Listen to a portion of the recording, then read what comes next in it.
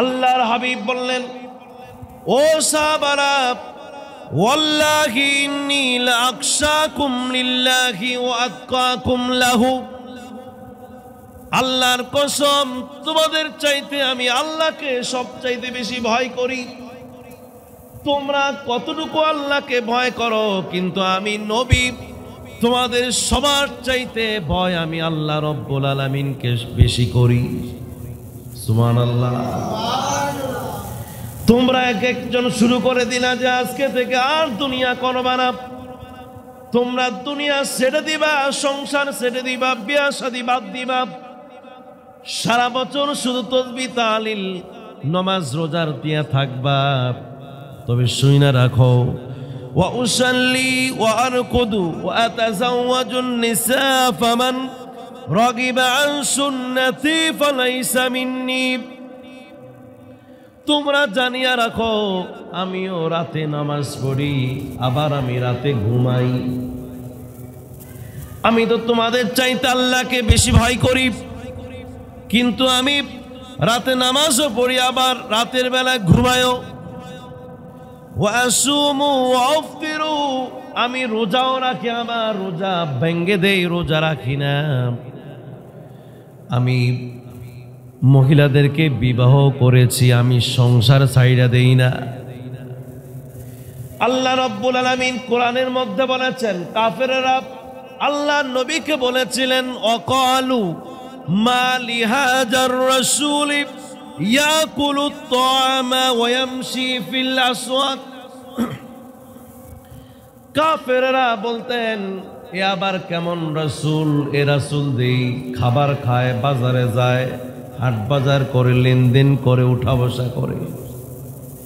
কাফেররা বলল, আল্লাহ যদি নবী হয়ে থাকে তাইলে আসমান থেকে এসে না আমাদের জন্য নবী প্রেরণ করবে, কেন আবার আমাদের মধ্য থেকে আর কাউকে কে খুঁজা পায় না? আমাদের মধ্যে তো আরো বড় বড় লোক আছে, শিল্পপতি আছে, আরো কত সুন্দর মানুষ আছে, তাদেরকে বাদ দিয়া একটা এতিম ছেলে মুহাম্মদকে কেন আল্লাহ রব্বুল আলামিন নবী বানাইলেন? এই লোকটা আমাদের মতো খায়, আমাদের মতো লেনদেন করে, বাজারে বাজারে ঘুরে। কথা কি বুঝছেন? তাহলে আল্লাহ নবী বাজারে বাজারে হাঁটতেন, লেনদেন করতেন, উঠা বসা করতেন, হাসাহাসি করতেন, কান্নাকাটি করতেন, করতেন কিনা?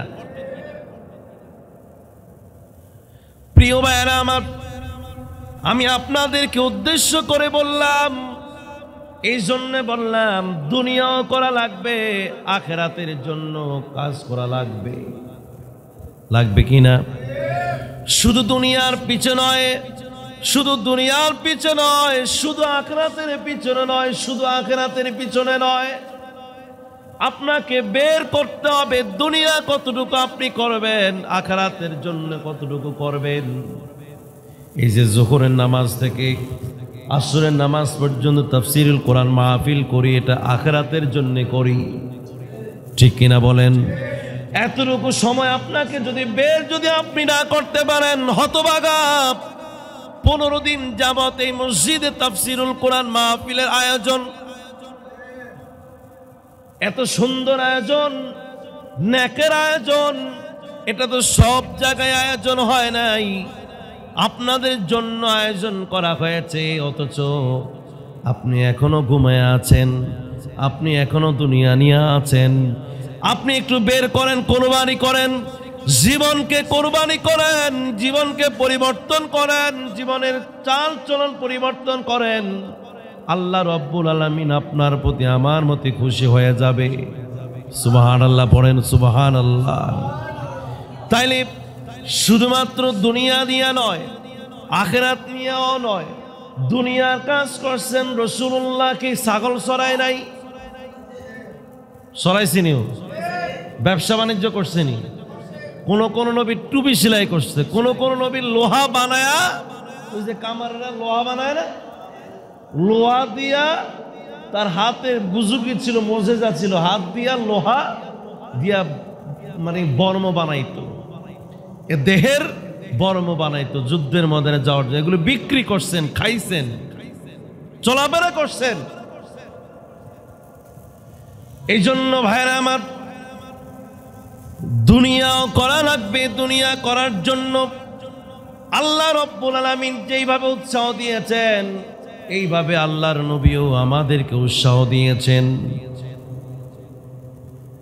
আল্লাহর নবীর কাছে এক ভিক্ষুক এসে বললেন, ইয়া রাসূলুল্লাহ, ইয়া হাবিবাল্লাহ, 3 দিন হতে খাইতে পাই নাই, 3 দিন খাইতে পারে নাই, বাড়িতে কেউ খায় নাই, আমার টাকাও নাই, পয়সাও নাই, আপনি কিছু দিলে আমি আমার সংসারটা চালাতে পারবো। রাসূলুল্লাহ দেখলেন তার চেহারা যেই শক্তি, তার দেহের যে শক্তি, এটা তো একটা বোকা। এই বোকায় যদি আজকে জমিনে নাইমা যদি ব্যবসা বাণিজ্য শুরু করত, তাইলে তার জন্য অভাব পড়তো না। এই বোকায় বৈশা রয়েছে আর মানুষের কাছে কাছে যায়, খুঁজা খায়। মানুষের কাছে চায় কেন? মানুষ তো মানুষের কাছে চাইলে এটা লজ্জার ব্যাপার। মানুষ চাইবে কার কাছে? একদিন এক ভিক্ষুক বাদশার কাছে গেলেন, আজকে যদি আমি বাদশার কাছে যদি কিছু চাই আর বাদশা যদি আমাকে কিছু দান করিয়া দেয়, তাহলে আর জীবনে কোনোদিন ভিক্ষা করা লাগবে না। এই জন্য বাদশার দরবারে গেলেন, গিয়া দেখলেন বাদশা আসরের নামাজ পড়বেন। আসরের নামাজ পড়া শেষ, সব মুসল্লি চলে গেছে। এখন সেই ভিক্ষুক বাদশার কাছে কিছু চাওয়ার জন্য গেলেন, গিয়া দেখলেন যে বাদশায় 2 হাত তোলে, 2 হাত তুইলা কার কাছে যেন চোখের অশ্রু ছেড়ে দিয়া কি যেন চায়। সুবহানাল্লাহ। এই ভিক্ষুক বাদশার পিছনে দাঁড়ায়া দাঁড়ায়া যখন এই দৃশ্য দেখতে পাইলেন, তখন ওই ভিক্ষুক দেখলেন যে আমি কেমন ভিক্ষুক, এ বাদশা যে আমার চাইতে আরো বেশি ভিক্ষুক।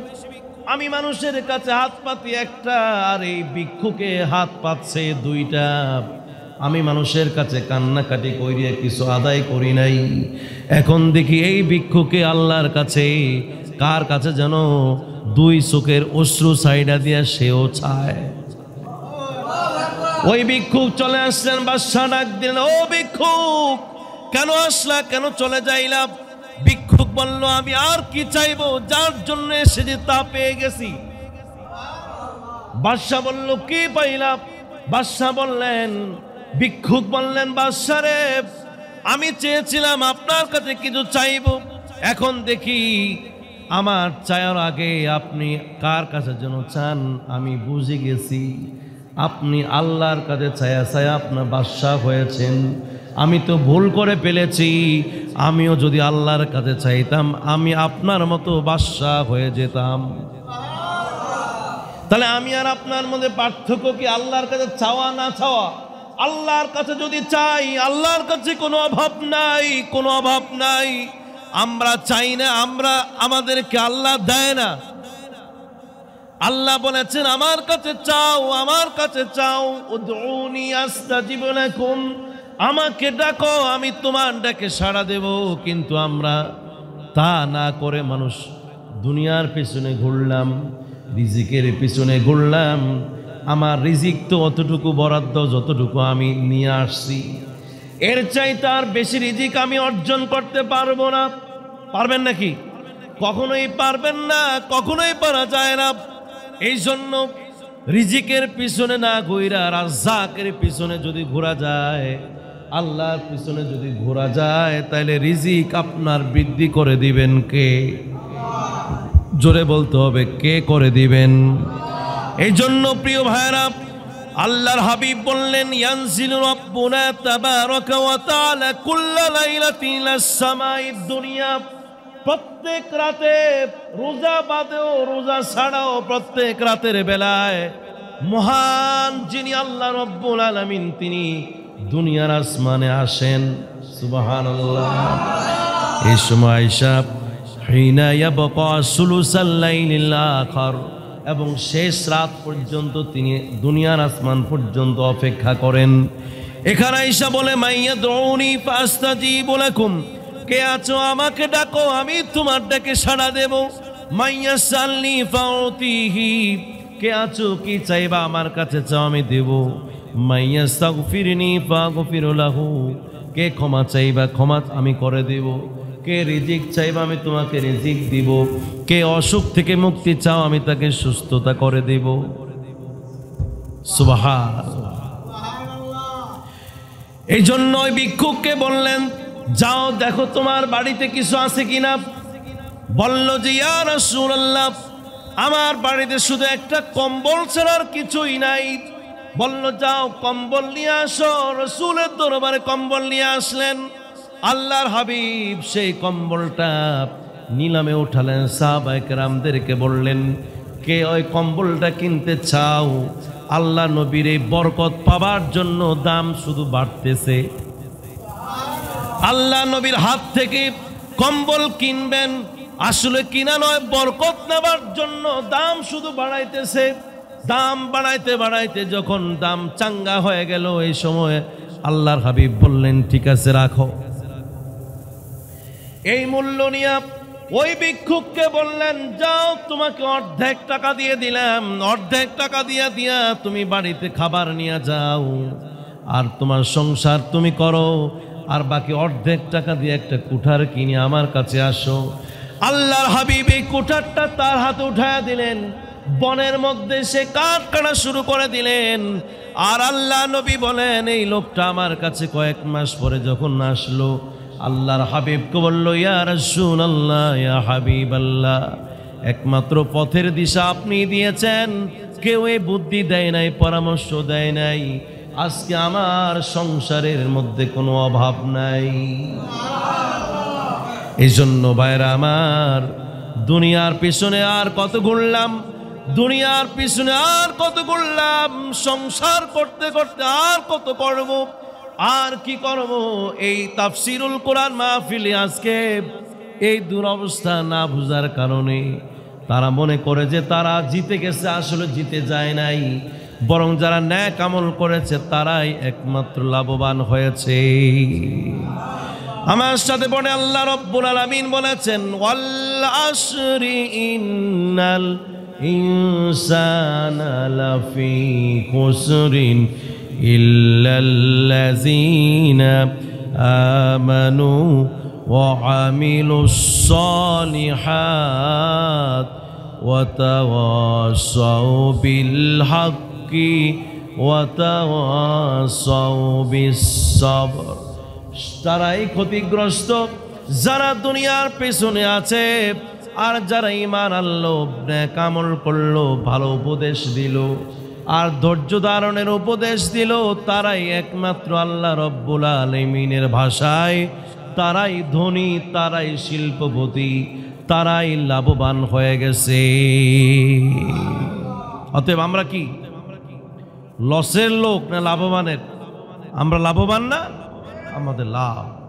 প্রিয় ভাইরা আমার, মুসা আলাইহিস সালাম শিশু নবী মায়ের কোলে যেদিন আসলেন, মা যখন তার শিশু মুসাকে কোলে নিয়ে যখন মনের মতো দুধ পান করাচ্ছেন, আর তার চক্ষু শিথিল হলো, মনটা জুড়ায়া গেল।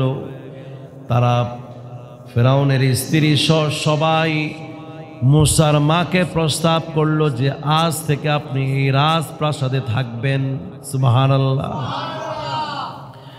মুসার মা বলে যে এই রাজপ্রাসাদে আমার ঘুম হবে না, আমার কুড়ে গড়ই হচ্ছে আমার রাজপ্রাসাদ। সুবহানাল্লাহ পড়েন।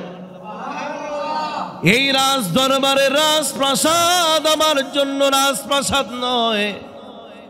আমি আল্লাহ রব্বুল আলামিনকে বিশ্বাস করি, আমি আল্লাহ রব্বুল আলামিনকে বিশ্বাস করি।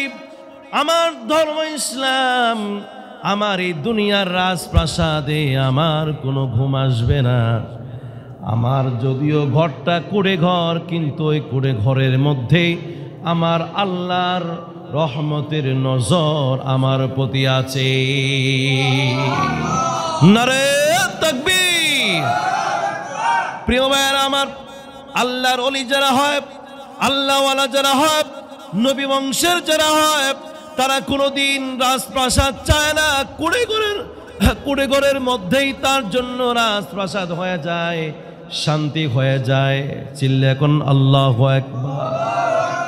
তারা জানে দুনিয়ার চাকচিক্য তার জন্য এটা একটা ধোঁকা। দুনিয়ার চাকচিক্য কি? ধোঁকা। ধোঁকা। দুনিয়ার চাকচিক্য যা করি তা কি? ধোঁকা। এই যে রাতে আরাম করি, জাজিমের মধ্যে ঘুমায়া পড়ি, এটাও একটা ধোঁকা। কারণ এই জাজিম আমাকে চিরস্থায়ী করবে না, আমাকে চিরস্থায়ী করবে না, আমার সুখ আনতে পারবে না। প্রিয় ভাইয়েরা, আমি আপনাদেরকে একটু বলতে চাই, যার রাতে ঘুম হয় না ওই লোকটা যদি জাজিমের মধ্যেও যদি ঘুমায়া যায়, কিন্তু ওই জাজিম কোনোদিন তাকে ঘুম দিতে পারে। প্রিয় ভাইয়েরা আমার, আল্লাহ রব্বুল আলামিনকে যদি আপনি আল্লাহ আল্লাহ বলে ডাক দিয়ে কোরআন শরীফ যদি পড়তে থাকেন, রাতের বেলায় যার ঘুম হয় না তার অটোমেটিক কেন যেন তার ঘুম চলে আসে। কারণ এই হৃদয় দুনিয়ার জন্য নয়, এই হৃদয়টা যার জন্য করেছে তিনি কে? ওই আল্লাহ রব্বুল আলামিন এমন প্রশান্তি তাদেরকে দিয়ে দেন, এমন প্রশান্তি দেন যে আর তার অশান্তির কথা মনে থাকে না, শান্তির ঘুম তার চলে আসে। সুবহানাল্লাহ। আমার নবী, প্রিয় নবী, দয়াল নবী, রহমতের নবী মুহাম্মাদুর রাসূলুল্লাহ সাল্লাল্লাহু আলাইহি সাল্লামের বাড়িটা কি 10 তলা বাড়ি ছিল নাকি? একটা ভাঙ্গা চূড়া, যে ঘরের ফিলারটাও পাকা নাই, যে ঘরের ফ্লোরটাও পাকা নাই, যে ঘরের ছাদটাও পাকা নাই। এই ছাদ দিয়ে আকাশ দেখা যায়, ঝড় তুফান আসলে পানি পড়ে, বাতাস আসলে সব ভেঙে চুরমার হয়ে যায়। একটা কুড়ে ঘরের মধ্য থেকে আল্লাহ নবী তার জিন্দেগি কাটে আছেন। আল্লাহু আকবার। যারা আল্লাহর ওলি হয়ে যায়, যারা আল্লাহওয়ালা হয়ে যায়, তাদের সুরতটাও এইরকম, জীবন ধারাটাও এরকম। তারা মনে করে আল্লাহ রব্বুল আলামিন তাদেরকে বলেছেন, ওয়ামাল হায়াতুদ দুনিয়া ইল্লা মাতাউল গুরুর। দুনিয়ার ভোগ বিলাস এটা একটা ধোঁকা। দুনিয়ার ভোগ বিলাস কি? আপনি যদি আজকে ফলাও কুরমা দিয়া যদি খাবার খান, এই খাবারটা খায়া কি 1 সপ্তাহ কি না খায়া থাকা যাবে? কত হাজার কোটি টাকা যে জীবনে খাইলাম, কই গেল এগুলি? কোথায় গেল এগুলি? কথা বুঝছেন না আমার? এগুলো একটা ধোঁকা। আপনারা দেখছেন ছোট্ট ছোট্ট বাচ্চারা এই যে বড় লাল এই যে এগুলি কি জানেন, সন্দেশ না কি খায়? চকলেট না, শাম্পাপুরির মতো একটা থাকে না, হ্যাঁ সন্দেশ না, আর একটা নাম আছে, এই যে যেটা মুখের মধ্যে দিলে এত বিরাটটা কি হয়ে যায় না, সুইংগাম না, সুইংগাম না, ও কইতে পারে না এরা। ওই যে বড় একটা শাম্পাপুরির মতো আছে না, এটা দেখা যায় অনেক বড়, দেখা যায় না, মুখের মধ্যে দিলে আর বড় থাকে থাকে না, একটা ধোঁকা। এই জন্য আল্লাহ রাব্বুল আলামিন বললেন, দুনিয়ার জীবনের ভোগ বিলাস এটা একটা ধোঁকা, এটা একটা চাকচিক্য। মনে হয় যেন আল্লাযী জামা মালাহু ওয়া আদ্দাদা, মনে করেছে যে তার এই দুনিয়া তাকে স্থায়ী করে ফেলবে। কিন্তু যদি স্থায়ী হতো, আমি আপনাদেরকে বলি, মানুষ তো একবেলা খাইলেই 40 বছর না খায়া থাকতে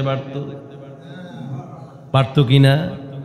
কিন্তু যা খাই পরের দিন পরে কতক্ষণ পরে আবারও খিদা লাগে। তাহলে বোঝা গেল এই দুনিয়ার ভোগ বিলাস সব ধোঁকা, সব কি? সব প্রতারণা। মনে হয় যেন আমাকে চিরস্থায়ী করে দেবে, মনে হয় যেন আমাকে সব আমার পুরো হয়ে যাবে, আমার আকাঙ্ক্ষা পুরো হয়ে গেছে। বরং দুনিয়াতে যা চাইবে তার আরো কিছু লাগবে, আরো কিছু চায়। আল্লাহ রাব্বুল আলামিন বললেন, ইলামু, তোমরা জেনে রাখো, আন্নামাল হায়াতুদ দুনিয়া লাইবুন ওয়া লাহউন ওয়া জিনাতুন ওয়া তাফাকুরুম বাইনাকুম। যা দেখো এগুলি চাকচিক্য, খেল তামাশা, এগুলো খেলা, খেলতামাশা। মানুষ যে ফুটবল খেলে 90 মিনিটের ফুটবল, কয় মিনিট? 90 মিনিটের ফুটবল খেলা খেলে, মনে হয় যেন এটার আকর্ষণে সবাই এর দিকে তাকায়া থাকে, গোল কখন হবে, কে কখন জিতে। কিন্তু এই আনন্দটা মাত্র ক্ষণিকের, 90 মিনিট। ঠিক কিনা বলেন? আমার কথা কি আপনারা বুঝেন? এই জন্য আল্লাহ রাব্বুল আলামিন বললেন, এই দুনিয়ার জীবন তোমার জন্য এটা খেলতামাশার বিষয়। খেলার মধ্যে মানুষ যে আনন্দের মধ্যে থাকে মাত্র ক্ষণিকের আনন্দ। আর আল্লাহ রাব্বুল আলামিন বললেন, আল আখিরাতু খায়রু ওয়া আবকা, আখিরাতের আনন্দ চিরস্থায়ী, আখিরাতের আনন্দ হচ্ছে তোমার জন্য চিরস্থায়ী। সুবহানাল্লাহ। আহারে, কিন্তু আমরা দুনিয়ার মধ্যেই রয়ে গেলাম। মুসার মা বললেন যে আমি তোমাদের এই রাজ দরবারের রাজপ্রাসাদ আমার জন্য রাজপ্রাসাদ না, আমার জন্য ওই কুড়েঘাটটাই হচ্ছে কি আমার রাজপ্রাসাদ। সুবহানাল্লাহ। তোমাদের এখানে আমি থাকবো না। কিন্তু ফেরাউনের স্ত্রী আসিয়া মুসা নবীর প্রতি যে আকর্ষণ, যে মায়া, মহব্বত, ভালোবাসা, এটার জন্য সে বেকুল হয়ে গিয়েছে। তাইলে কি আমার ছেলেকে বাঁচানো যাবে না? মনে মনে বলতেছে, তাইলে কি আমার ছেলেকে বাঁচানো যাবে না? যদি এই ধাত্রী আমার রাজপ্রাসাদে না থাকে, তাইলে এই শিশুকে দুধ খাওয়াইবে কে? তখন চিন্তা করলেন যে ঠিক আছে, তাইলে আপনি যেখানে মনে চায় আপনি থাকবেন, তবে এই রাজপ্রাসাদ থেকে যত বেতন ভাতা, এই শিশুর ভরণ পোষণ, কাপড় চোপড় যা লাগে রাজ দরবার থেকে তা ব্যবস্থা করবেন। আল্লাহর খেলা। সবাই বলেন কার খেলা? আমার চিন্তা আর আল্লাহর চিন্তা কি একরকম? আপনি আর আমি যে চিন্তা ভাবনা করি, আল্লাহ এই ছোট্ট এই চিন্তা ভাবনা লইয়া নাই। তাহলে কার কোথায় খাবার, রিজিক, কে কোত্থেকে খাবে, এর ব্যবস্থা এক কারিগরে করে দিয়েছেন। বলেন না তিনি কে? জোরে কন্যা আল্লাহ। লা ইলাহা, লা ইলাহা, লা ইলাহা, লা ইলাহা ইল্লাল্লাহু মুহাম্মাদুর রাসূলুল্লাহ সাল্লাল্লাহু আলাইহি ওয়াসাল্লাম। তাহলে সব খাবার দাবারের ব্যবস্থা রাজ দরবার থেকে করা হচ্ছে। মুসার মা মুসাকে কোলে করে তার নিজ বাড়িতেই আবার চলে আসলেন। আলহামদুলিল্লাহ।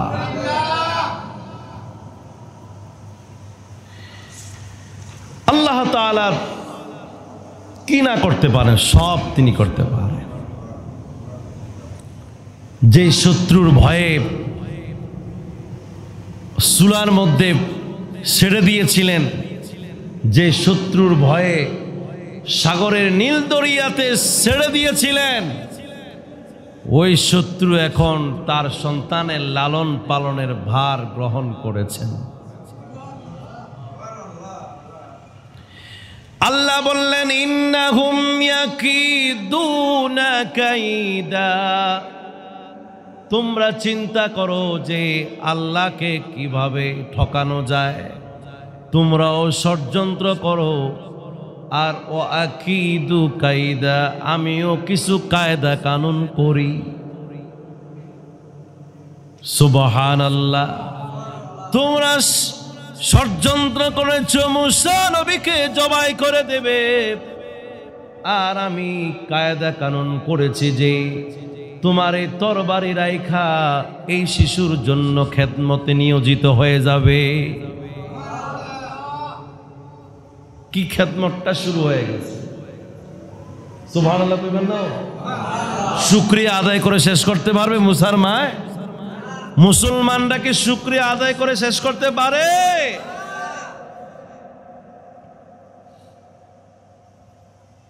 তিনি ছেলেকে নিয়ে আরামে আয়েশে মুসার বাড়িতেই বড় হচ্ছেন। একদিন মুসার স্ত্রী, ফেরাউনের স্ত্রী, নাম কি? আসিয়া খাতুন। সুবহানাল্লাহ, অনেক নেককার একজন মহিলা ছিলেন। মরিয়ম তিনি কে? না, এই বোন না, আরেকজন মরিয়ম আছে না, ঈসার মা, ঈসা আলাইহিস সালামের মা। দেখেন, ঈসা আলাইহিস সালামের মা, কিন্তু ঈসার বাপ নাই। যে পরীক্ষাটা সে পরীক্ষিত হয়েছেন সমাজের মধ্যে, কত অপমান, লাঞ্ছনার শিকার তিনি হয়েছিলেন। ওই বান্দিও আল্লাহ রাব্বুল আলামিন একজন প্রিয় বান্দি ছিলেন। এই দুইজন, মরিয়ম আর আসিয়া, এই দুইজন মহিলায় আমার নবীজি যেদিন জন্মগ্রহণ করেছেন ওই দিন আমার নবীর বাড়ির মধ্যে এসেছেন। সুবহানাল্লাহ। এই আসিয়া, বিবি আসিয়া মুসা নবীর জন্য বেকুল, পাগল পারা। একটু না দেখলে তার ভালো লাগে না, পাগল হয়ে যায়। একজন মা তার সন্তানকে একটু না দেখলে যেরকম অস্থির হয়ে যায়, ফেরাউনের স্ত্রী আসিয়াও এরকম অস্থির হয়ে যাচ্ছে। ফেরাউনকে বোঝানো যায় না, অত্যন্ত কৌশল হিকমতের সাথে ফেরাউনকে বুঝায়া আসিয়া এই শিশুকে দেখা করতে আসতেন, মাঝে মধ্যে দেখা করতে আসতেন।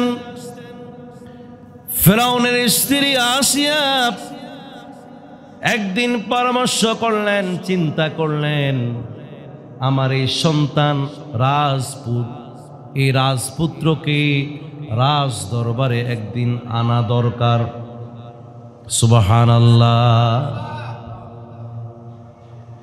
একটু বড় হয়ে গেছে, মানুষদেরকে, মিশরের দেশের নাগরিকদেরকে, মিশর দেশের লোকদেরকে, দেশবাসীকে জানানোর জন্য, দেখানোর জন্য রাজপুত্রকে রাজ দরবারে আনার জন্য তিনি চিন্তা ভাবনা করলেন।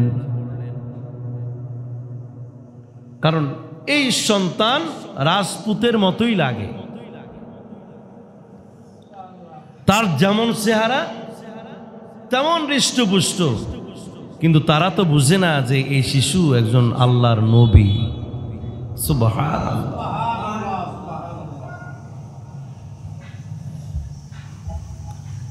সুবহানাল্লাহ। সিদ্ধান্ত নিলেন এমনে এমনে তার সন্তানকে রাজ দরবারে আনবেন না, বরং অনুষ্ঠান করে তারপরে আয়োজন করে সেই শিশু নবীকে রাজ দরবারে আনবেন। সবাই একটু দুরূদ শরীফ পড়েন, আল্লাহুম্মা সাল্লি আলা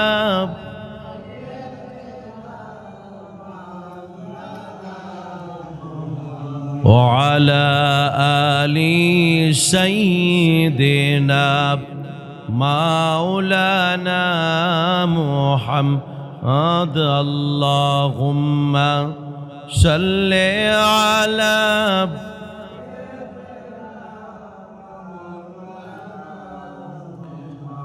وعلى آل سيدنا বিশ্ব নবীর আগমনে জগৎ হইল উজালা, দুরুদ পড়ো সালাম জানাও ওহে মুমিন নিরালা। আল্লাহুম্মা সাল্লি আলা মাওলানা মুহাম্মদ ওয়া আলা আলি সাইয়্যিদিনা মাওলানা মুহাম্মদ। সম্মানিত মুসল্লিয়ান, এখন রাজ দরবারে নবীর আগমন ঘটবে। এখন সব কিছু আস্তে আস্তে পরিবর্তন হয়ে যাবে। নবীর আগমন, নবীদের পা যেখানে পড়ে ওই জায়গাটা কি হয়ে যায়?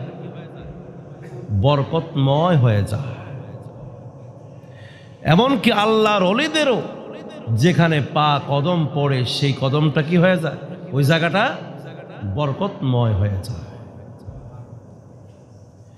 এখন সেই ফেরাউনের রাজ দরবার, যদিও ফেরাউনের রাজ দরবার, কিন্তু এই দরবার হয়ে যাবে মুসা নবীর রাজ দরবার।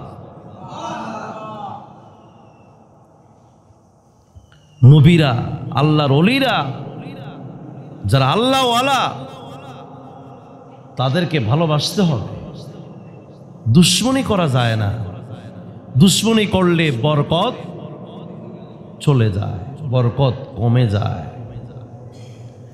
আমার নবীজিকে সাহাবায়ে কেরাম এতই পাগল পারা হয়ে যেতেন, হুজুর আমার বাড়িতে আসেন। নতুন বাড়ি করেছে, নবীজিকে বললেন, হুজুর আমার এই ঘরে 2 রাকাত নামাজ আপনি আদায় করেন। সুবহানাল্লাহ। নবীজি 2 রাকাত নামাজ আদায় করতেন। কোন কোন সাহাবা ওই ঘরের ওই জায়গাটাকে সবার জন্য নির্দিষ্ট করে দিয়েছেন। এটা, এই জায়গাটা, এই রুমটা, এই কক্ষটা শুধু ইবাদতের জন্যই। কারণ নবীজি আমার ঘরে এসে কি করেছেন? নামাজ আদায় করেছেন। আলহামদুলিল্লাহ। আমরাও তো ঘর বানাই, কিন্তু কেউ ঘরের মধ্যে সব রুম বানায়। কেউ kitchen room, guest room, bedroom, dining room, drawing room, আরো কত বাথরুমও আছে। কি আছে? বাথরুমও একটা না 2, 3টা, 4টা, 5টা বানিয়ে রাখে। কিন্তু একজন মুসলমান ঘরের মধ্যে একটা নামাজের রুম রাখলো না। প্রিয় ভাইরা আমার, আল্লাহর নবীরা, আল্লাহর ওলিরা যেই জায়গায় পা রাখেন, আগমন করেন, ওই জায়গাটা ধন্য হয়ে যায়। শুধুমাত্র ওই জায়গায় কেন, আমার প্রিয় নবী যেই দিন জমিনে আসলেন, পুরা জমিন, পুরা পৃথিবী ধন্য হয়ে গেছে।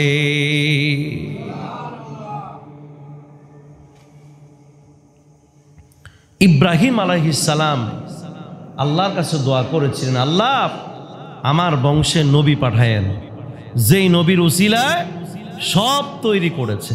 আল্লাহ তাআলা ইব্রাহিম আলাইহিস সালামের দোয়া কবুল করেছেন। নবীজি, আমাদের নবীজি মাঝে মাঝে বলতেন যে আমি আমার মুসলিম জাতির পিতা ইব্রাহিম আলাইহিস সালামের দোয়ার ফসল, তিনি আমার বাপ। সুবহানাল্লাহ পড়েন। তিনি আমার বাবা, আমার বাবা তিনি। শুধু আমার না, মুসলিম জাতির জন্য তিনি পিতা, জনক। সুবহানাল্লাহ। মিল্লাতা আবিকুম ইব্রাহিম, পুরো জাতির পিতা হচ্ছেন তিনি। তো ইব্রাহিম আলাইহিস সালাম যে দোয়াটা করেছেন, এবার আসুন আল্লাহর নবী যেই যেই জায়গায় কদম পালাইছে, তায়েফের ময়দানে তিনি কদম পালাইলেন, সাথে সাথে তায়েফের ময়দান বরকতে পরিপূর্ণ হয়ে গেছে। মক্কায় মুআজ্জামায় যেখানে মানুষ নাই, জন নাই, বৃক্ষ নাই, তরুলতা নাই, কিছুই নাই, মরুভূমি, সে দেশে গিয়ে দেখেন কোনো খাবারের অভাব আছে?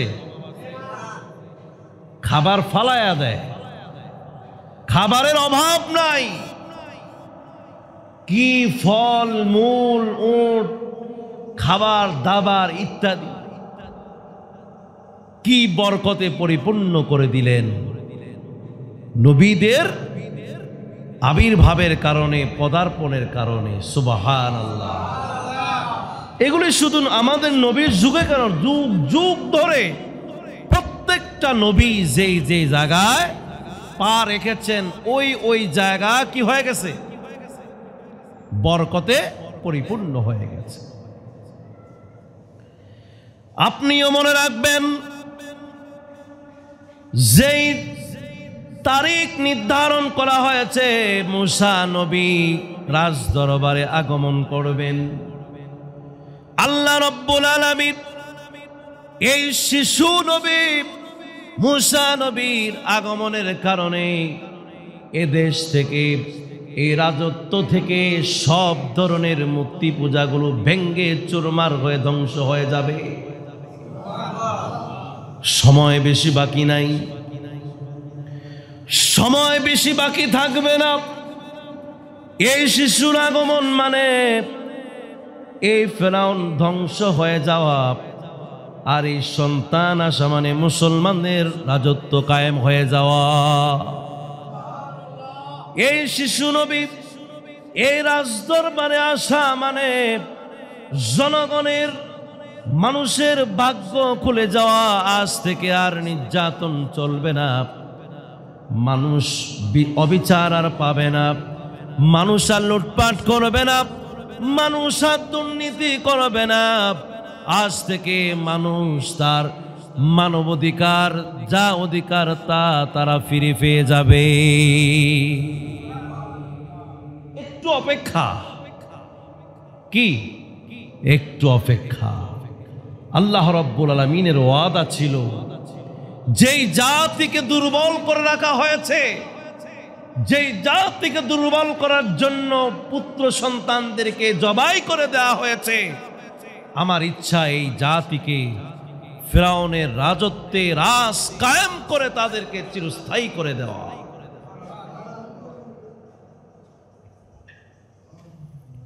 রাজ দরবার সাজসজ্জিত করা হলো, ঢাক ঢোল ফিটায়া চতুর রজতের সব জায়গায় ঘোষণা হয়ে গেল, অমুক তারিখে রাজ দরবারে রাজপুতের আগমন ঘটবে।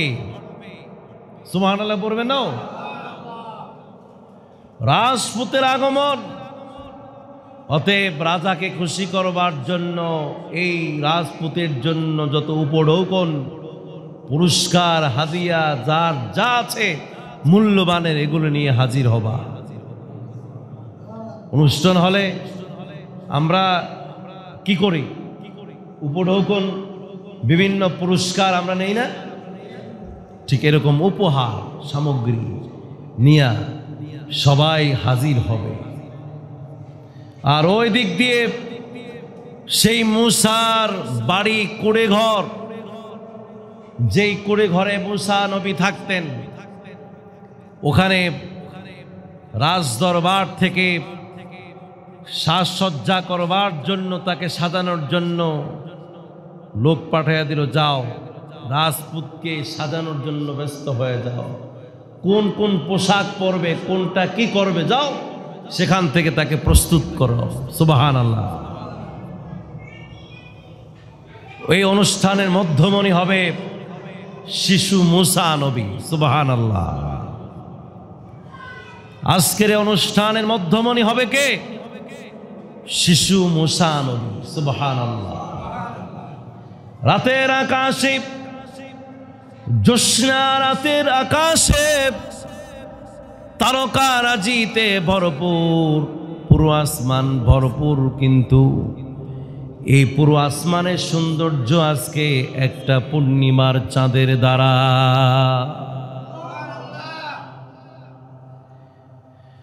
আজকে এই রাজ দরবার সব সাজসজ্জা করা হয়েছে, তবে এই রাজ দরবারের আজকের অনুষ্ঠানের একমাত্র সৌন্দর্য বাড়বে মধ্যমণি রাজপুত মুসা নবীর কারণে। সবাই প্রস্তুত হয়ে গেলেন। আজকে রাজপুতদের সাথে দেখবেন চেয়ার রেডি করা হলো ফেরাউনের জন্য, ফেরাউনের স্ত্রীর জন্য, মন্ত্রীদের জন্য, এমপিদের জন্য, রাজদরবারের যত যারা এলাইট পার্সন রয়েছেন সবার জন্য এই অনুষ্ঠানটা সাজসজ্জা করা হলো। কিন্তু প্রথমে সন্তানকে আনবে না।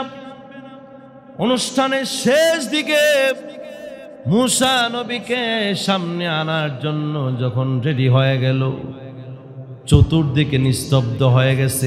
সুবহানাল্লাহ। অপেক্ষায় রইল কখন এই সন্তান আসবে, সন্তানকে দেখবে। তবে সিদ্ধান্ত হয়েছে এই সন্তান তো ফুলের তোড়া নিতে পারবে না। পারবে নাকি? এই সব ফুলের তোড়া বলেন হীরা মুক্তা মণিমুক্তা যাই কিছু উপহার সামগ্রী আজ কেউ নিবে না, বরং আজকে সব পুরস্কার আর উপহার সামগ্রী মুসার মাকে দেয়া হবে। ইজ্জত দেবার মালিককে বাইরে একটু চিন্তা করে বলতে হবে। ইজ্জত দেবার মালিক, আবার লাঞ্ছিত করার মালিক।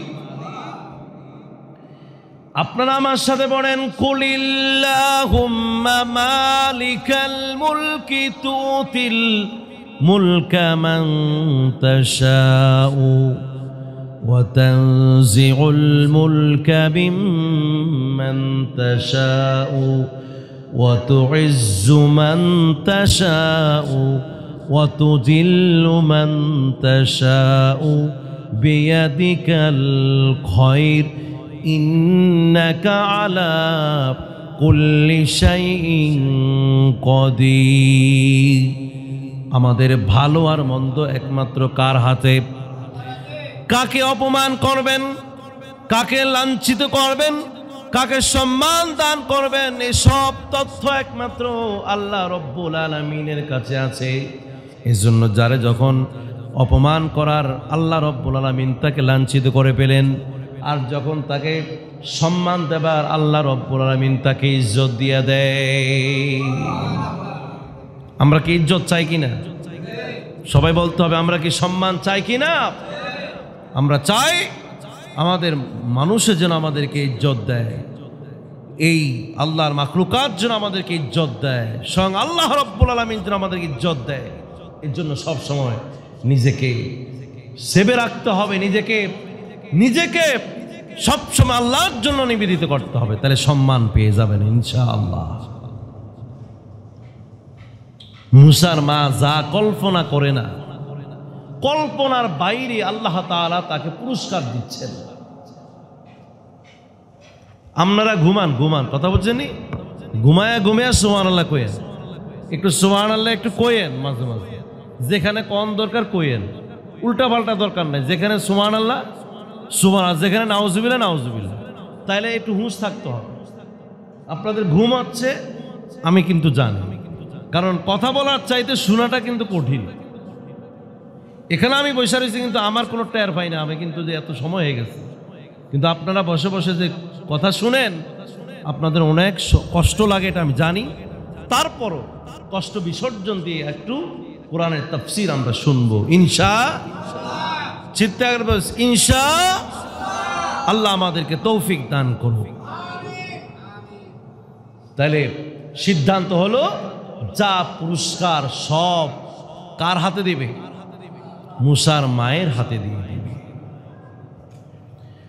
সবাই উপহার সামগ্রী এনে সবাই যখন উপস্থিত হয়ে গেছে, চতুর্দিকে আহলান সাহালান মারহাবা মারহাবা।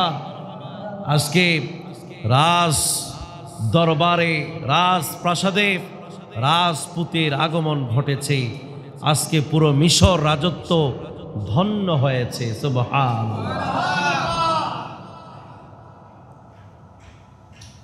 এখন রাজপুত, রাজ বাবাকে, রাজপিতা আছে না, কে নিজের পিতা দাবি করছে আর কি, যে আমি এই জাতির পিতা, এই জাতির জনক, এই জাতির খোদা। লাস্টে কি কইছে? জাতির খোদা। এখন আজকের সবাই তো খুশি হলো, রাজ পিতাও তো কি হওয়া লাগবে, খুশি হইতে হইব না? আচ্ছা, খুশি করব। যদিও দেখেন ছোট্ট মুসা নবী শিশু, কিন্তু তিনি নবী। তিনি কি সাপ? তো সাপই, বড় হইলেও সাপ, ছোট্ট হইলেও সাপ, ওই রকম বিষ আছে। আগুন তো আগুনই, আগুন বেশি হইলেও আগুন, কম হইলেও আগুন। আগুনের তেজ কি কমে যায়? নাই কথা কয় না, তেজ কি কমে যায় না। আজকে একটা শিক্ষাই দেওয়া হয়, যে শিক্ষাটা ঘরের মধ্যে না, একেবারে খোলা মাঠে। সুবহানাল্লাহ পড়েন। অপমানিত যদি হইতে হয়, সব সাজায়া গুছিয়ে নিলে এরপরও কি হয়? অপমানিত আদায় করা যায় না, সম্মান আদায় করা যায় না। মনে রাখবেন কথাটা, সম্মান আদায় করা যায় না, সম্মান নিজের থেকে আসে। এই জন্য ফেরাউন নিজের খোদা দাবি করার জন্য মানুষদেরকে যে চাপ দিয়েছিল, যেইভাবে টর্চারিং করেছে তাদের উপরে, নিজের সম্মান ইজ্জতের জন্য। আজকে তোর ইজ্জত কোথায় যায় দেখিস।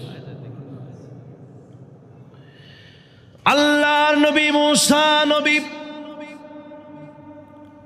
সব উপঢৌকন পুরস্কার তার মায়ের হাতে তুলে দিলেন। কারণ আজকে যা কিছু পাও না, শুধুমাত্র তার মাই পাও না। মায়ের হাতে তুলে দিলেন, সবাই সিদ্ধান্ত নিলেন আজকে এই শিশু যেন রাজপিতা ফেরাউনের কোলেও যেন এই শিশুকে উঠায়া নেয়। ফেরাউনের স্ত্রীও কোলে নিলেন, সবাই কোলে নিলেন, আদর করলেন। আজকে লোক লজ্জা হলেও, মনের মধ্যে ভয় থাকলেও, এই শিশুকে ঘৃণা করলেও, মনে মনে ঘৃণা করলেও, এই শিশুকে মানুষের সামনে ফেরাউন কোলে নিতেই হবে। সবার দাবি, সবার কি? এই সন্তান যেন ফেরাউন কি করে। আচ্ছা, আপনারা মুখ খিল্লা বসে রয়েছেন, কথা কন না কা, বুঝলাম না। ফেরাউন কি করবে? কোলে নিতে হবে। আজকে কি নাই? মাপ নাই। এই সন্তানের কোলে নিতে হবে। সবাই তাকায় রইলেন যে মুসা নবীকে ফেরাউন কোলে নেবে। এ মানুষের খোদা, মানুষের কি খোদা। এই খোদার দাড়ি আসছিল এত লম্বা লম্বা। এই যে আমরা ওনাকে দাড়ি চাচ্ছি না, কত চাচ্ছিনি, এটা কি ভালো? কেন দাড়ি চাচা কি হারাম? দাড়ি চাচা যাবে না। এই দাড়িতে বরকত দিয়েবেন কে? পুরুষের জন্যই তো দাড়ি। দাড়ি কি মহিলারে দেয়? তা আমাদেরকে এটা দিয়েছে, আমরা কেন এটা খেয়ানত করলাম? দাড়ি রাখা দরকার, দাড়ি রাখা ওয়াজিব। এক মুষ্টি দাড়ি রাখতে হবে।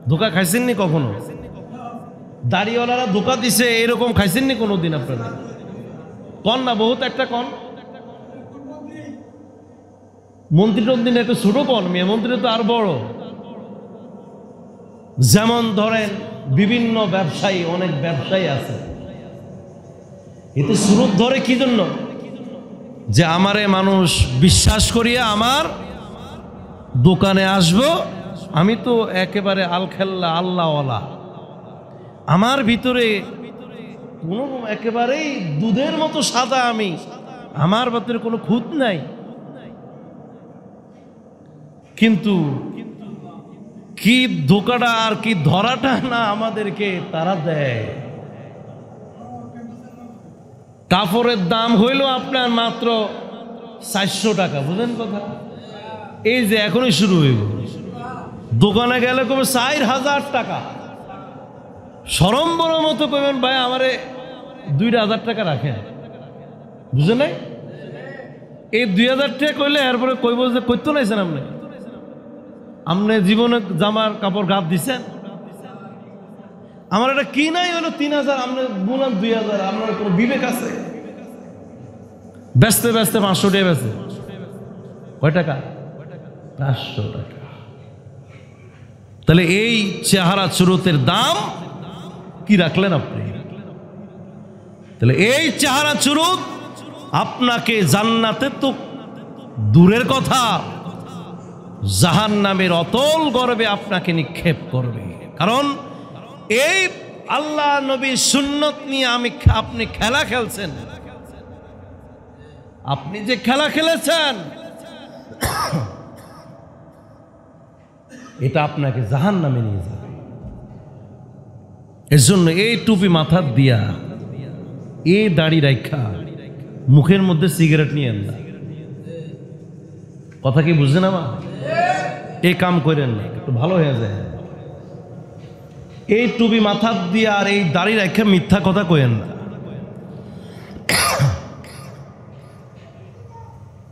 অনেক মুরব্বী আছে দেখলে কি দেয়, গালিগালাজ করেনিও। এই গালিগালাজ কোন বইয়ের মধ্যে লেখা আছে?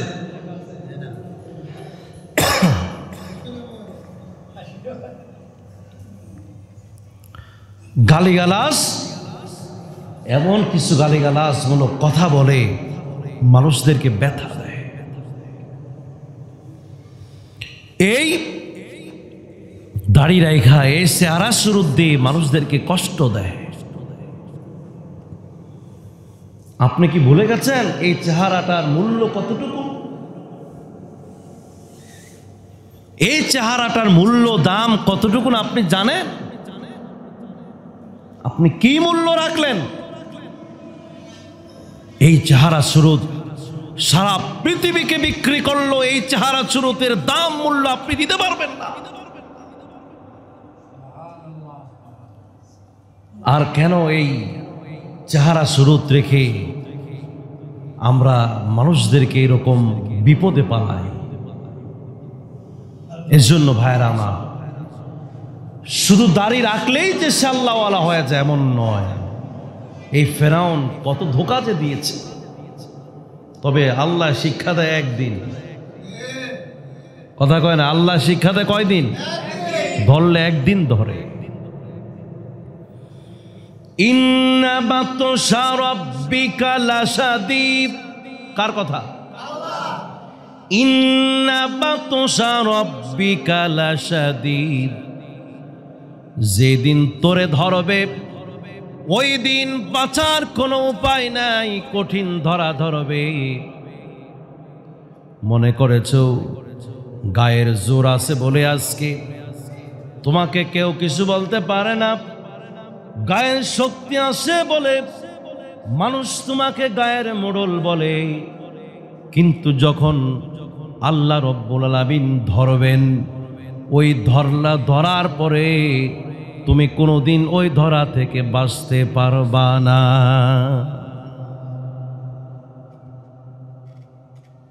বহুত শক্তিধর মানুষ দেখেছি, তার শক্তি হারিয়ে ফেলেছে।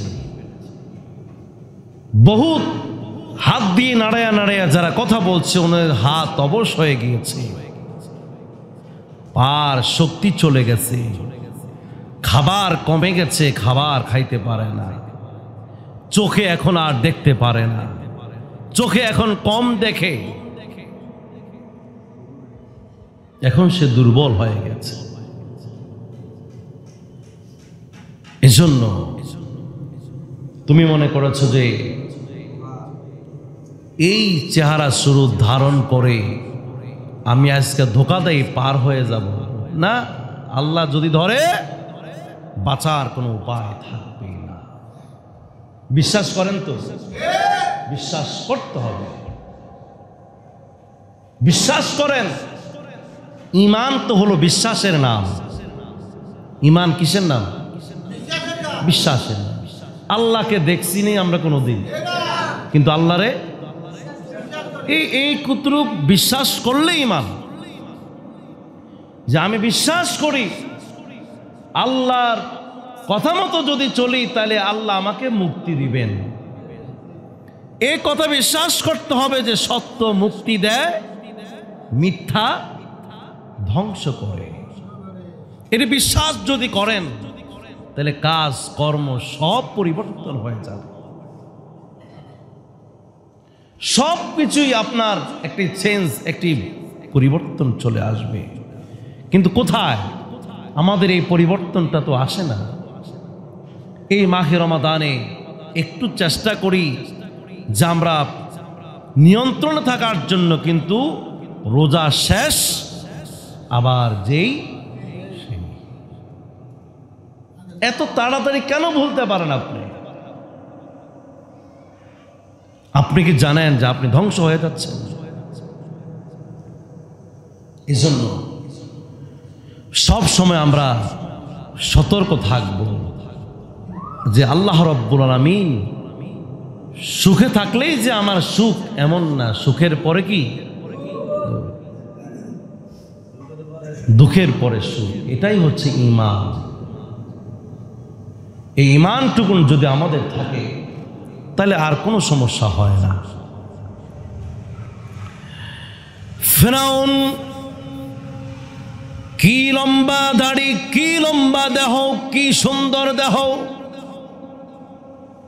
ফিরআউনের লাশ কেউ কি দেখছেন আপনারা? কি হোক আপনারা দেখেন না? মোবাইলে দেখা যায় তো। ফিরআউনের লাশ এখনো আছে তো, এটা তো দেখার দরকার। যেহেতু ওখানে যাইতে পারে না, সামনে তো দেখা যায়। একদিন দেখবেন যে লাশটা কেমন। এগুলো শিক্ষা, ইতিহাস। এই বিশাল দেহের অধিকারী ফিরআউন, সে মনে করেছিল সারা পৃথিবীর মানুষ তাকে সম্মান দেয়, ইজ্জত দেয়, কিন্তু আজকে তার অবস্থাটা আল্লাহ রাব্বুল আলামিন কেমন করেন দেখেন। সবার অনুরোধে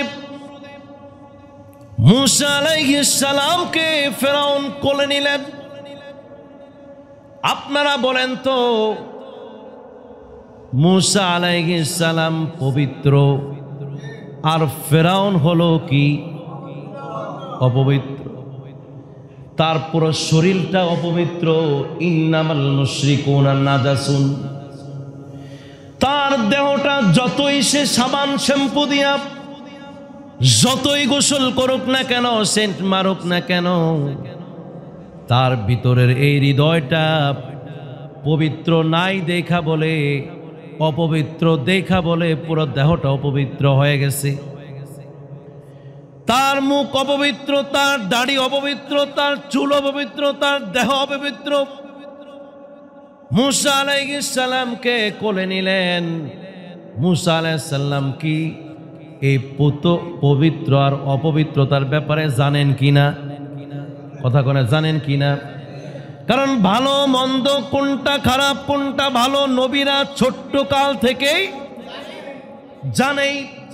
যার কারণে আমার নবী মুহাম্মাদুর রাসূলুল্লাহ সাল্লাল্লাহু আলাইহি সাল্লাম মা হাজেরার একটা বুকের দুধ পান করতেন, আরেকটা স্তন তার আরেক দুধ ভাইয়ের জন্য রেখে দিতেন। সুবহানাল্লাহ। জীবনে কোনোদিন ওই দুধটা খাওয়াইতে পারে নাই যেই দুধ তার ভাই দুধ ভাই খেয়েছে, ওই দুধের মুখ দিতে পারে নাই। আল্লাহ রাব্বুল আলামিন তাদেরকে ভালো মন্দ দুইটাই ছোট্ট কাল থেকে বুঝ জ্ঞান দিয়ে দেন, আবার কাউকে স্পেশাল ভাবে দিয়ে দেন। কন্যা সুবহানাল্লাহ। সব শিশুরা ছোট্টকালে কথা বলে না, কিন্তু ঈসা নবী জন্মের পরেই কি করলেন? কথা বলা শুরু করলেন। এই যে স্পেশাল কিছু জ্ঞান, যে হিকমত, যে জ্ঞান, বুদ্ধি, মেধা একমাত্র যিনি দেন তিনি কে? আল্লাহ রাব্বুল আলামিন। এই শিশু নবী মুসা নবী, যদিও সে শিশু, কিন্তু সে জানে ফেরাউন অপবিত্র, নাপাক।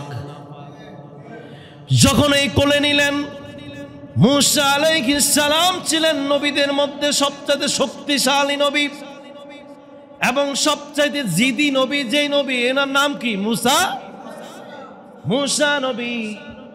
যখন ফেরাউনের কোলে গেলেন, এক হাত দিয়ে ফেরাউনের দাড়ি ধরে এমন জোরে টান মারলেন, আরেক হাত দিয়ে গালের মধ্যে।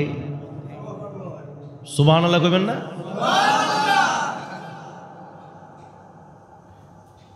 আর এই থাপড়ের যে ওজন, বুঝলেন, এটা কিন্তু নবীর হাত। কার হাত? যেখানে পড়ে সেখানেই টের পায় কি পড়ছে। সে যে পায় সে বুঝবে। আপনারা জানবেন যে মুসা নবী এক কিপ্তিকে একটা ঘুষি মারছিল, এক ঘুষিয়ে কি শেষ।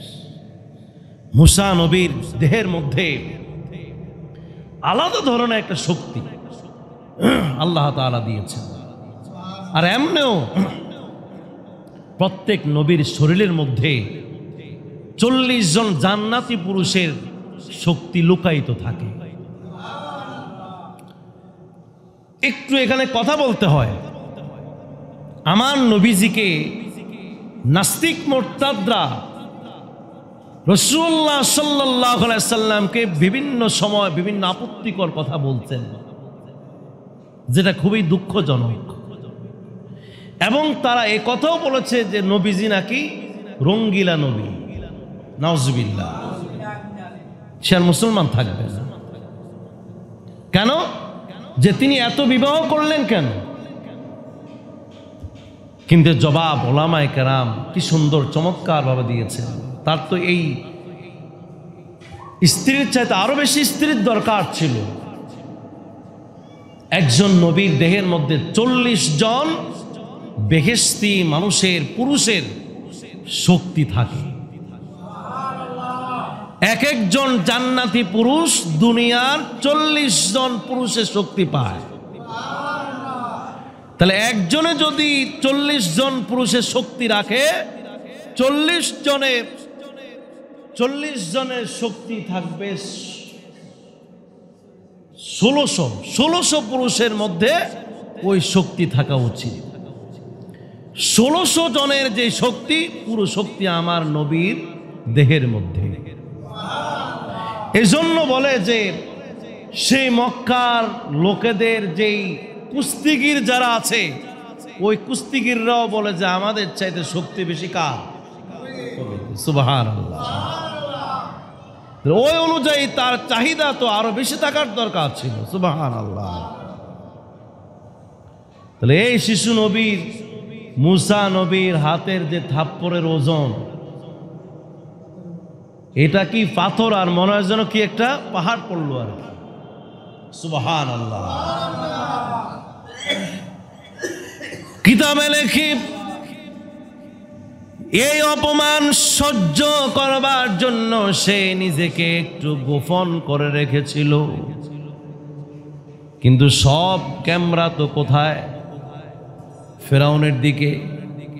সবাই তাকে, যদিও এরকম কি ছিল না, ক্যামেরা ছিল না, কিন্তু সবার এখন চোখ কোথায়? ফেরাউনের দিকে। যে এখন ফেরাউন কি করবে? ফেরাউন ছেলেকে কোলে নেবে। কিন্তু যখন দাড়ি ধরে টান মারলো আর থাপ্পড় মারলো, কেউ কিন্তু কারো চোখ থেকে এটা এড়াইতে পারে নাই।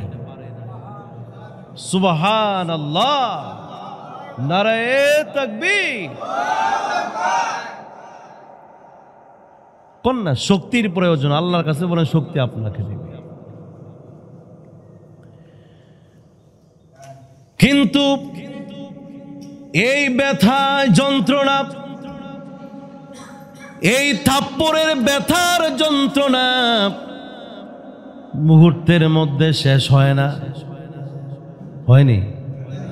এই দেহে যদি কোথাও কাটা যায়, ব্যথা কি সাথে সাথে কমবা যায় নাকি? যে ওজনের থাপ্পড় পড়ছে, কিল ঘুষি পড়ল, এটার ব্যথা শুধু কি? সুবহানাল্লাহ পড়েন। মনে হয় যেন তার এটা এই গাল পচে গেছে। উষ্টা খান না? উষ্টা আমি কয়েকদিন আগে এক উষ্টা খাইয়া পড়ে আমার এই যন্ত্রণা এখনো করে। কথা কি বলছেন? তার এই যন্ত্রণা শুধু কি কমছে না বাড়ছে? বাড়তেছে। কতক্ষণ এগুলি কতক্ষণ লুকানো যায়? তো কিতাবে লেখে যে রাজা যেটা কয়, ওই প্রজারা তার সাথে শতগুণে আরো বেশি কয়। রাজা যদি কয় একবার, ওরা কয় কি 100 বার কয়। রাজার মুখ দিয়ে বের হয়ে গেছে, এই জল্লাদেরা, এটাই সেই সন্তান যে সন্তানের জন্য হাজার হাজার সন্তানকে আমি জবাই করছি। জল্লাদ ডাকো। কিন্তু ফেরাউনের স্ত্রী কয়, এটা কি করেন আপনি? তামসা জড়াইছেন এখানে, চলছে কি আর আপনি করছেন কি? করছেন কি মানে যে থাপ্পড় আমার গালের মধ্যে পড়ছে, এর চাইতে জুতা দিয়ে বাড়ি দিল কোনো এত দুঃখ লাগতো না যা এই ছেলে আমার থাপ্পড় মারছে। এখন পুরা দেশ ছড়ে গেছে। খোদায় কি খাইছে? মায়ের খাইছে। আহা, নেতায় যদি মায়ের খায় ইজ্জত আর আছে? খোদায় মায়ের খাইছে, হ্যাঁ ছোট্ট পোলা। আসিয়া বিবি আসিয়া বলে, আপনি কি করেন? এই পরিস্থিতি কেন? আপনার কি মাথা খারাপ হয়েছে নাকি? ছোট্ট শিশুদের আচরণ হলো যেখানে হাত দেয় সেটাই ধরে, সেটাই ফালাইয়া দেয়। কয় না রে, আমার মনে হয় না। এই যে অন্যান্য শিশু যা পায় তা ধরে, তবে এটা ওর মতো, ওটার মতো না। যেই দারিদ্র টান দিচ্ছে আমার জ্বালা যন্ত্রণা, এখন মলম দিলেও কমবো না। জল্লাদ ডাকো, তারা জবাই করো। আসিয়া অত্যন্ত একজন জ্ঞানী, একজন মেধাবী এই নারী, বিভিন্ন ধরনের যুক্তি তিনি জানতেন। আল্লাহ রব্বুল আলামিন তাকে উপস্থিত বুদ্ধি দিতেন। আল্লাহ রব্বুল আলামিন মুসা নবীকে পার করবেন বিধায় এই বুদ্ধিটা কারোর মাথায় না দিয়া বরং ফেরাউনের স্ত্রী বিবি আসিয়ার মধ্যে ঢুকাইয়া দিলেন কে? যা যে বললে কাজ হবে তার মধ্যেই ওই যুক্তিটুকুন ঢুকাইয়া দিলেন। যার তার কাছে যদি এখন আয়েশা যুক্তি দেয়, এই যুক্তি ফেরাউন তো মানবেই না, বরং মুসা নবীকে জবাই করে ফেলবে। নাউজুবিল্লাহ। এমন এক জায়গায় যুক্তি, এমন একজনে কথা বলতে হবে যেই কথা ফেরাউন মানবে। কারণ ফেরাউন যদিও রাজ দরবারের বাহিরে নিজের হ্যাডাম দেখায়, বউর কাছে আসার পরে ওই রকম কিছুই দেখাতে পারে না। কারণ এত বড় খোদা একটা সন্তান এ পর্যন্ত জন্ম দিতে পারে নাই। কার কাছে ধরা? আর না মিয়া, বউর কাছে ধরা মিয়া, আল্লাহর কাছে তো পরে। ওই বউর কাছেই ধরা। বউ আজকে যা বলবে তাই তো শোনা লাগবে। আল্লাহ রাব্বুল আলামিন তার বউ দিয়া স্বামীরে বুঝাচ্ছে। কে কারে বুঝায়? বউ স্বামীরে বুঝায়। ব্যাগ শুধু আল্লাহ করো, আমরা কিছু আল্লাহ আমাদের করাইবে না। বউ দিয়া স্বামীকে বুঝায়, আবার অনেক সময় স্বামী তার বউকে বুঝায় কিনা? নূহ আলাইহিস সালামের এক স্ত্রী ছিল কাফের, তিনি ছিলেন স্বামী। তার স্ত্রীকে যতই তিনি বুঝান কিন্তু স্ত্রী বুঝে আসতে কনকা। আবার বউ তার স্বামীকে, ফেরাউনের স্ত্রী ফেরাউনকে বুঝায়, স্বামী বুঝে না। এরকম আছে না নাই? বেবুস মহিলার কারণে অনেক সংসার পর্যন্ত নষ্ট হয়ে যায়। স্বামী যতই বুঝায় কিন্তু স্ত্রী বুঝে না। আল্লাহ দিয়ে রাখে আর বালা মুসিবত। সেখানে এই যন্ত্রণা আগুন ধরে থাকে। এজন্য যখন ওই বউ কথা বলে স্বামী শুনতে হয়, স্বামী যখন বলে বউ শুনতে হয়। না হয় দুই আগুনে লাগলে পুরা সংসার কি আগুন, জাহান্নাম। একজনে তো ঠান্ডা হইতো। এখন বউর কথায় কে ঠান্ডা হবে? স্বামী ঠান্ডা হবে। চিৎকার দিয়ে বলে সুবহানাল্লাহ।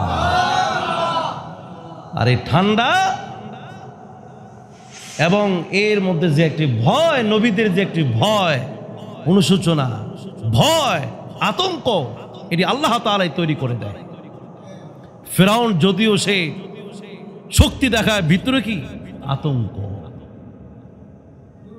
যদিও দেখে যে গদি আমার ঠিক আছে, কিন্তু আসলে কি আতঙ্কে আছে। আতঙ্কে মুহূর্তের মধ্যে চলে যেতে হবে। এই যে ভয় সৃষ্টি করা, ভালোবাসা সৃষ্টি করা, সাহস সৃষ্টি করা, এটি আল্লাহ করে। কে করে? আল্লাহ। আবু জাহেল এত বড় শক্তিশালী, কিন্তু ছোট দুই বাচ্চা মুআজ আর মাআজ দুইজনে তারে হত্যা করে নিল। সুবহানাল্লাহ। আবু জাহেল কয় এগুলো কি বাড়াইছে মোহাম্মদে? এগুলোর তো এমনি মানে কনিষ্ঠ আঙ্গুল দিয়ে নাড়া দিলেই সব উড়িয়ে চলে যাবে। কিন্তু শেষ পর্যন্ত এই দুই বাচ্চাই, নাবালেগ শিশুরাই এই লজ্জা আর রাখতে পারে না। আবু জাহেল কয় রে মারলি তো মারলি, তবে আমার এই গর্দানটা একটু বড় করে কাট, যাতে মানুষে কইতে পারে যে এটা এক নেতার কল্লা ছিল। নাউজুবিল্লাহ। এই জন্য ভয়, আতঙ্ক, সাহস, এগুলো এক আল্লাহ রাব্বুল আলামিন আমাদের মধ্যে করে দেয়। এই জন্য আল্লাহ রাব্বুল আলামিনের কাছে সব সময় ভয়ের জন্য, সাহসের জন্য আল্লাহর কাছে চাইতে হবে। ফিরআউনের স্ত্রী বলছে, স্বামী তুমি এটা কি বলো? শিশুরা তো যা হাতের নাগালে পায় তাই ধরে, তাই ছুরি মেরে দেয়। বলছে না, এই শিশুর প্রতি আমার সন্দেহ লাগে। বিবি আসিয়া তখন যুক্তি পেশ করলেন, তাইলে পরীক্ষা করা যাক এই সন্তান কি আসলে কি বুঝে নাকি বুঝে না। এই সন্তান কি বুঝের সন্তান শিশু নাকি অবুঝ শিশু, পরীক্ষা করা যাক। পরীক্ষা করুন। কিন্তু আল্লাহ রাব্বুল আলামিন এই পরীক্ষাও নবীদেরকে উত্তীর্ণ করে দেয়। আজকে যদি পরীক্ষায়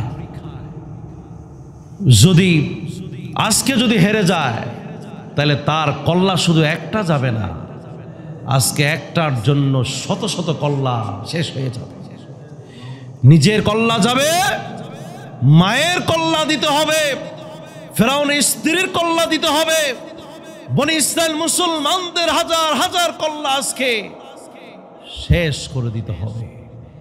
এক মাথার কাছে কত মাথা কানেকশন, সুবহানাল্লাহ। আর একটি মাথা বেঁচে গেলে পুরো জাতি, শুধু মুসলিম জাতি কেন, অমুসলিম জাতি, ফেরাউনের জাতিও আজকে মুক্তি পেয়ে যাবে। সুবহানাল্লাহ। পরীক্ষা কি? পরীক্ষা হলো যে আনো এক জায়গায় আমরা আগুনের কুন্ডিলা রাখি, আরেক জায়গায় ওর কালারে স্বর্ণ কালার, স্বর্ণ বা হীরা এক পাশে রাখি, দূর থেকে আমরা ছেড়ে দিব। যদি এই সন্তান যদি বুঝের হয় তাহলে গিয়ে ধরবে কি? স্বর্ণ বা হীরার খণ্ড। আর যদি সে অবুঝ হয় তাহলে ধরবে কি? কারণ আগুন এর চাকচিক্য একটু কি বেশি, যেটাই চাকচিক্য ওটাই গিয়ে কি শিশুরা ধরে। কিন্তু যাচ্ছেন সঠিক পথে। নবীরা কখনো পথভ্রষ্টের দিকে যায় না, ব্যাঠিক পথে যায় না। নবীরা সব সময় থাকে কিসের উপরে? ইহদিনাস সিরাতাল, সঠিক পথে থাকে। যাচ্ছেন, তবে যাচ্ছে কোদিকে? স্বর্ণের দিকে যাচ্ছে, স্বর্ণের দিকে যায়। কিন্তু পরে হিকমত অবলম্বন করবেন। পুরো জাতিকে বুঝিয়ে দিচ্ছেন নবীদের চলা হচ্ছে কোন দিকে? স্বর্ণের দিকে, সঠিক পথে। ব্যাঠিক পথ দিয়ে তারা যান নাই, এরা যাবেন এদিকে, তবে ওখানে গিয়ে কৌশল অবলম্বন করবেন। সুবহানাল্লাহ।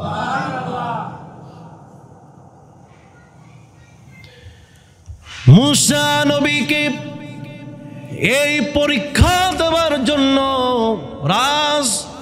মিশরের রাজা রাজ্যের সব মানুষেরা জড়ো হয়ে গেল। দেখে চাই এই শিশু কি আসলে সেই নবী নাকি অবুঝ সাধারণ শিশু। কিন্তু আমি আপনাদেরকে বলতে চাই, বরং যত ঘাটে ততই প্রচার হয়, যতই দুশ্মনী করে ততই তার প্রচার বাড়ে। ঠিক কিনা বলেন? এতক্ষণ যদি ছেড়ে দিত, যদি পরীক্ষা না করত, তাহলে এই ঘটনাও ঘটতো না, মানুষ জানতো না। ইসলামকে জানাবার জন্য আল্লাহ রব্বুল আলামিন পুরো দেশের নাগরিকদেরকে জানায়া দিলে, জানাইবে কারা? দুশ্মনরা। যাচ্ছে কোন দিকে? সঠিক পথে নাকি ব্যাঠিক পথে? সঠিক পথে যাচ্ছে। এজন্য কোনোদিন পথভ্রষ্ট হইয়া ব্যাঠিক পথ দিয়ে আপনি জান্নাত খুঁজে পাবেন না। আপনাকে ধরতে হবে সোজা পথ। বাঁকা পথ দিয়ে গেলে আপনি জান্নাত পাবেন না। যা জেনেছি ওলামায়ে কেরাম, কোরআন হাদিস যা বলছে এটাই সোজা পথ। এখানে আর বাঁকা পথ নাই।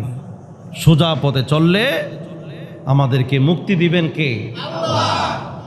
ওই পেঁচায়া জিলাফির মতো পেঁচ দিয়া সুরত করিয়া যতই আপনি চান, কিন্তু মুক্তি পাবেন না। এই জাতি মুক্তি পাবে না। এই জাতি কোরআনের কাছে আসলেই, সঠিক পথে আসলেই সে মুক্তি পেয়ে যাবে। এটাকে আপনারা বিশ্বাস করেন? কোরআনের কাছে আসলে মানুষ কি মুক্তি পায়? কথাকার মুক্তি কি পেয়েছে? এখনো যদি কেউ চায় মুক্তি পাবে, ভবিষ্যতে মুক্তি পাবে। এই কোরআন পুরান হয় না। কোরআন কি পুরান? এই পথ কখনো পুরান হয় না। এই পথ সব সময় থাকে তাজা, তরু তাজা। সুবহানাল্লাহ। আগেও যেরকম এই পথে থেকে শাহাদাত বরণ করে জান্নাতে গেছে, এখনো কেউ যদি এই পথে থেকে শাহাদাত বরণ করে, সে কোথায় যাবে? জান্নাতে যাবে না। পুরান হয় না, এই কোরআন নতুন। প্রিয় ভাইরা আমার, শিশু নবী সামনের দিকে যাচ্ছেন, হীরার দিকে যাচ্ছেন, স্বর্ণ ধরবেন। এই মুহূর্তে আল্লাহ রব্বুল আলামিন হিকমত খাড়াবার জন্য জিব্রাইলকে পাঠা দিলেন, যাও রে যাও, আমার নবীর ইজ্জত বাঁচাইয়া দাও। যদিও একটু কঠিন সময় হয়ে যায়, যদিও তার জন্য কষ্ট হয়ে যায়, যদিও তার জন্য মুসিবতের কারণ হয়ে যায়, তারপরও তাকে আজকে সে নিজে বাঁচতে হবে, একটা জাতিকে আজকে বাঁচিয়ে দিতে হবে। হাতটা নিয়ে আগুনের মধ্যে দিয়ে দিলেন, শুধু সেখানে না, আগুনের কুন্ডিনা নিয়ে মুখের মধ্যে দিলেন। এই যে তোতলামি তার শুরু হয়েছে, নবীদের মধ্যে একজন লোকই তোতলাই, কে? এর জন্য আল্লাহ যখন দায়িত্ব দিয়েছিলেন যে তুমি ফেরাউনের কাছে গিয়ে দাওয়াত পৌঁছাও, তখন বলছিল আল্লাহ আমি যে কথা বাইজা বাইজা কথা বলি, আমার কথা বলার সময় বেজে যায়, সুন্দর শোনা যায় না। রাজার কাছে গিয়ে যদি দ্বীনের কথা বলি, রাজা এই অসুন্দর কথা মানবে না। সুতরাং আপনি আমাকে, আমার ভাই অত্যন্ত সুন্দরভাবে কথা বলতে পারে, তারে আমার সঙ্গী বানায়া দেন। সুবহানাল্লাহ। সেদিন থেকে তিনি আল্লাহর দরবারে একটা দোয়া করতেন, আমার সাথে পড়েন, রব্বিশ রহলি সদরি ওয়ায়াসসিরলি আমরি ওয়াহলুল উকদাতাম মিন লিসানি ইয়াফকাহু কাওলি। সুবহানাল্লাহ। যারা তুতলায়, আমি আমার কথা বলি, আমি একসময় এমন তুতলাইতাম যে আমার কাছে এখন অবাক লাগে।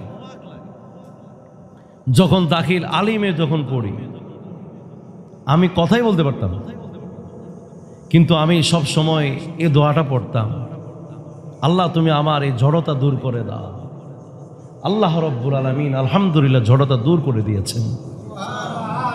পড়েন, রব্বিশ রহলি সদরি ওয়ায়াসসিরলি আমরি ওয়াহলুল উকদাতাম মিন লিসানি ইয়াফকাহু কাওলি। আল্লাহ আমার জবানের জড়তা দূর করে দাও, আমার জন্য পথকে তুমি সহজ করে দাও। আল্লাহ রব্বুল আলামিন পরীক্ষায়, আল্লাহর পরীক্ষা উত্তীর্ণ হয়েছে, মানুষের পরীক্ষাও সে উত্তীর্ণ হয়েছে। সে যখন যাচ্ছিল সামনের দিকে, সেটা হলো কার পথ? সেটা হলো কার পরীক্ষা? সে আল্লাহর পরীক্ষায় সে কি বিজয় লাভ করেছে।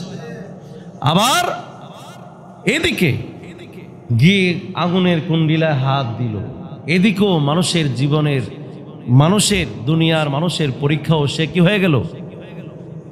উত্তীর্ণ হয়ে গেল। সুবহানাল্লাহ। তাহলে ফেরাউন একটু কি হলো? ঠান্ডা, ঠান্ডা হয়েছে আর কি। এই ঠান্ডা কিন্তু আল্লাহ তাআলা করে দেয়, সবসময় গরম হওয়া যাবে না। গরম হইলেই ডান্ডার বাড়ি যখন পড়বে তখন আসতেই কি ঠান্ডা হয়ে যাবে। এই জন্য সাবধান, সাবধান হয়ে যেতে হবে। দুনিয়ার দিকে আর দুনিয়ার দিকে, দুনিয়ার প্রাচুর্যের ভিতরে পিছনে আর আমরা পড়ে যাব না। দুনিয়ার প্রাচুর্যের মধ্যে আখিরাতের প্রাচুর্যকে আমরা খুঁজতে হবে, আরাম আয়েশ করতে হবে। তবে আল্লাহর হুকুম লঙ্ঘন করা যাবে না, এরকম আরাম আয়েশ করা যাবে না যে আরাম আয়েশ করলে খোদার গোলামি থেকে দূরে থাকা যায়। এই যে প্রথমে আমি যেই কথা বলেছিলাম যে আমরা মুষ্টিময় কয়েকজন এখানে ছিলাম, সবাই এখনো আমরা দুনিয়ার কাজে ব্যস্ত। আমাদের দরকার দুনিয়ার কাজও করা, আখিরাতের কাজও দুনিয়ার সময় থেকে বের করে কাজ করা। এজন্য সব সময় একটা দোয়া করতে হবে। পড়েন, রব্বানা আতিনা ফিদ দুনিয়া হাসানাতাও ওয়া ফিল আখিরাতি হাসানাতাও ওয়া কিনা আযাবান নার। আল্লাহ তুমি আমাকে দুনিয়ায় কল্যাণ দাও, আখিরাতেও তুমি কল্যাণ দান করো। আমরা এই দুইটা চাই কি না? এই জন্য আপনাদেরকে আমি বলবো, আপনারা এই দুনিয়ার পাশাপাশি আখিরাতের কাজ আখিরাতের কাজ আমাদেরকে করতে হবে।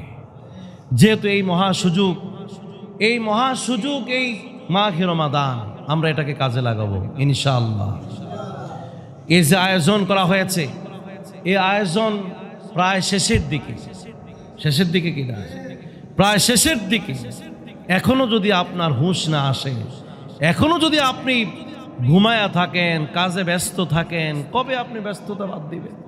এর জন্য আমি উদাত্ত আহ্বান জানাবো, আসেন, সঠিক পথে আসেন, আল্লাহ তাআলা পরীক্ষা আপনাকে উত্তীর্ণ করে দিবেন। আর যদি আপনি বাঁকা পথে যান, সেই পথে উত্তীর্ণ হওয়া খুব কঠিন, উত্তীর্ণ হওয়া যাবে।